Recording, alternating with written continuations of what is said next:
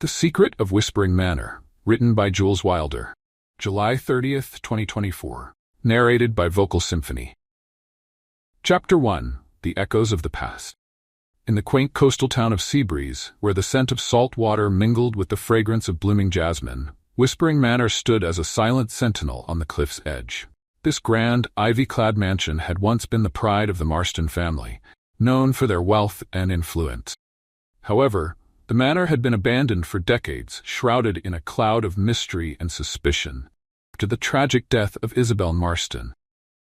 Lily Monroe, a young journalist with an insatiable curiosity, had recently moved to Seabreeze, drawn by the town's rich tapestry of stories. Whispering Manor, with its history steeped in intrigue, particularly fascinated her. The rumors surrounding the manor spoke not just of an accidental death, but hinted at something darker. Whispers of a mysterious murder. Lily's investigation led her to the town's library, a place that mirrored the town's serene beauty.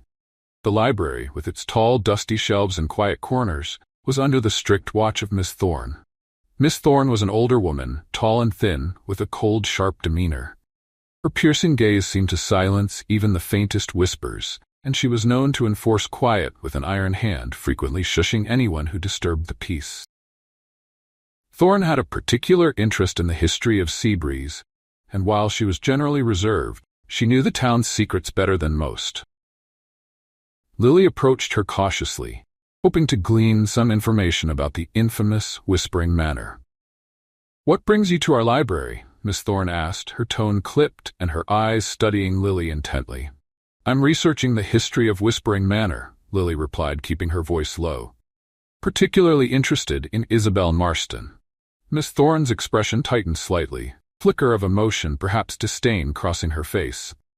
"Isabelle Marston," she repeated, her voice cool. "A girl with a penchant for stirring trouble. Her death was tragic, but not unexpected, given her reckless nature." Lily noted the underlying bitterness in Miss Thorne's words. It seemed Isabelle had not been well liked by everyone in town. Lily pressed on, curious about this reaction. "I heard there was some mystery surrounding her death. Do you know anything about that?" Miss Thorne leaned in slightly, her voice dropping to a whisper, though the library was nearly empty.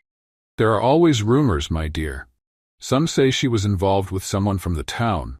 Others believe she was interested in something valuable hidden within the manor. Perhaps she thought she could find a way out of her gilded cage." Lily caught the edge in Miss Thorne's tone and saw a flicker of something. Was it jealousy? In the librarian's eyes. Miss Thorne continued, seemingly unable to stop herself. "Isabelle always had a way of attracting attention, especially from those who should have known better. People like Jack Thompson, for instance. He was always too kind, too caring." Miss Thorne's voice trailed off as she realized she had revealed more than she intended. She quickly looked away, her thin fingers fidgeting with a book. The slip had been unintended, but it spoke volumes. Lily could see the librarian's jealousy simmering beneath her composed exterior. "What about Jack?" Lily pressed gently, sensing she was on to something important. Miss Thorne's eyes flashed with a mix of emotions before she composed herself. "He was just sympathetic, I suppose. Everyone knew Isabelle was unhappy, but Jack was foolish to get involved, if you ask me. Nothing good comes from entangling oneself with someone like her." Lily's curiosity was now thoroughly piqued. The mention of Jack Thompson, combined with Miss Thorne's barely concealed disdain, hinted at deeper, more personal entanglements. What role had Jack played in Isabelle's life? And why did Miss Thorne seem so affected by it? Chapter 2. Unraveling the Past. Lily decided to follow the trail hinted at by Miss Thorne. Her next stop was the docks, where she sought out Jack Thompson, a rugged fisherman with a deep connection to the town's lore. Jack was a man of few words, but his weathered features and piercing blue eyes spoke of a life entwined with the sea. There had been whispers in town about Jack's involvement with Isabelle, and Lily hoped he could shed light on the truth. As she approached him, she noticed the subtle tension in his posture. "Jack, you have a moment to talk about Isabelle Marston?" she asked, careful to gauge his reaction. Jack looked out over the water, his face shadowed with a mix of emotions. "Isabelle? She was full of life, always looking for more than this town could offer," he said quietly.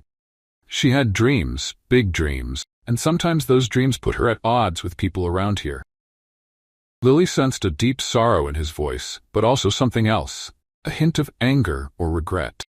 Some say she was looking for something at the manor, something valuable, Lily prompted. Jack's eyes flickered with recognition. Isabelle believed there was a treasure hidden in the manor, something worth a lot of money. She thought it could be her ticket out of here.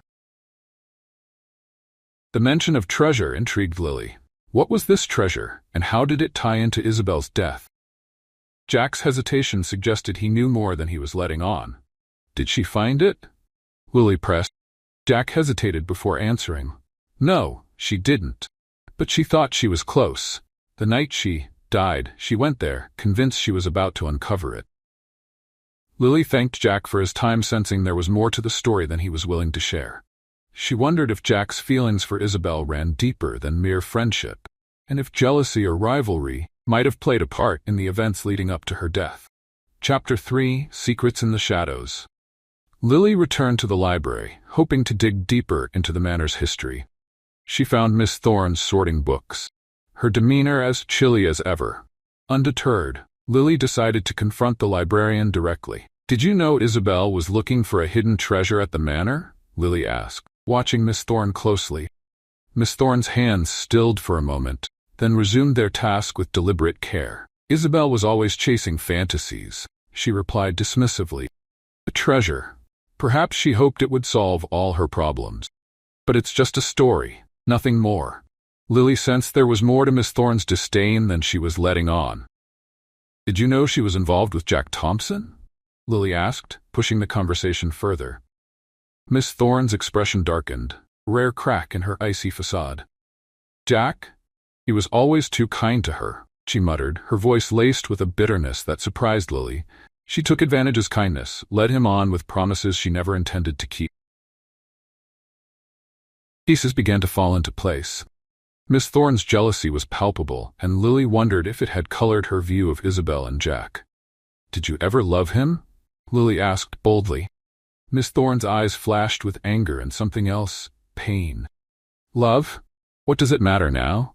She retorted, her voice shaking slightly. Isabelle was always the center of attention, always taking what she wanted without regard for others. Lily realized Miss Thorne's feelings for Jack had been more than just a passing fancy. Her resentment towards Isabelle might have clouded her judgment, but did it go further than that?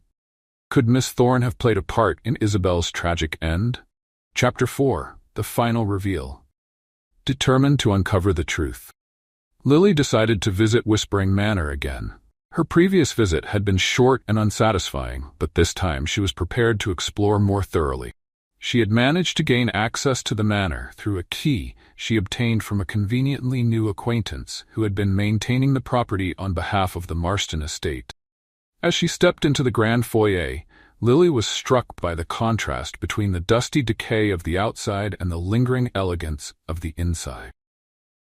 The manor, though neglected, was still furnished with beautiful old antiques. Each piece, from the intricately carved wooden furniture, the delicate porcelain figurines, seemed to whisper stories of the past. Her investigation led her to a large, old writing desk, in what appeared to be a study. The desk was adorned with elaborate carvings, and seemed to have an air of mystery about it. Lily suspected it might hide secrets, and so she spent some time carefully examining it. She pressed, pushed, and slid various pieces of the desk, searching for hidden compartments. Her patience paid off when she discovered a concealed drawer. Inside she found an old map and a collection of letters. The map indicated a hidden chamber within the manor, while the letters were correspondences between Isabelle and another man, Evan Carter, town historian. These letters spoke of Isabelle's discontent and her longing to escape with the man she loved. Lily felt a surge of excitement as she pieced together the clues. She went directly to Evan's office, confronting him with the letters. "You were in love with Isabelle, weren't you? And you knew about the treasure," she said, laying the evidence before him. Evan's face went pale as he realized his secrets were exposed. A long-buried weight seemed to lift from his shoulders as he finally spoke the truth. "Yes, I loved her," he admitted, his voice trembling with a mix of relief and sorrow. "I've kept it hidden for so long, trying to protect what was left of my pride. But now I can't bear the secrecy any longer. I loved her deeply, and it was tearing me apart to keep it all inside. Isabelle was everything to me, and I thought that by revealing my feelings, maybe, just maybe, I don't know what I was expecting, I guess. But she was determined to leave with Jack. I couldn't stand the thought of losing her, so I tried to convince her to stay, to forget about the treasure and Jack. Lily's mind raced. What happened that night, Evan? Were you there? Evan nodded, tears welling in his eyes. I went to the manor to stop her. We argued, and then Jack arrived. There was a struggle, and in the chaos, Isabelle slipped. The ground was unstable, and she fell. Lily's eyes widened. Why didn't either of you report this to the police? Jack and Evan exchanged a look filled with old pain and regret. Jack spoke up, his voice heavy with sorrow. We didn't go to the police because we were so young and afraid. We both loved Isabelle, and we didn't want to be implicated in her death. It was a tragic accident, but the way it happened was so tangled with emotions and conflict that we feared that the truth only caused more suffering and scandal. Evan added, his voice breaking, there was also the matter of Isabelle's secret. She had been looking for some secret treasure, and we were concerned that if we revealed everything, it would only draw more attention to the manor and the treasure. We thought it best to keep it quiet and let the mystery remain unsolved, hoping that time would heal the wound. Lily understood the complexity of their decision. They had been trapped between their love for Isabelle and their fear of the consequences, leading them to keep the tragic truth hidden all these years. As Lily pieced together the final moments, she realized that the real treasure had been a metaphorical one. The map and letters had hinted at a secret room, but when she found it, it was empty, except for a simple painting. The painting depicted the sea and the town Isabelle longed to escape. The painting, however, had one more secret to reveal. Hidden behind the canvas was a small locket, containing a note from Isabelle. It was addressed to Jack, expressing her love for him and her hope that they could start a new life together. She had known about Evan's feelings but had chosen Jack, believing in their shared dreams. As Lily handed the locket to Jack, he opened it to find a small picture of Isabelle inside, a tender reminder of their young love. Jack's eyes filled with tears as he clutched the locket, the image of Isabelle rekindling memories of the love they once shared. She loved you, Lily said softly, more than you knew. Jack's eyes filled with tears as he clutched the locket. She deserved so much more than this, he whispered, his voice breaking.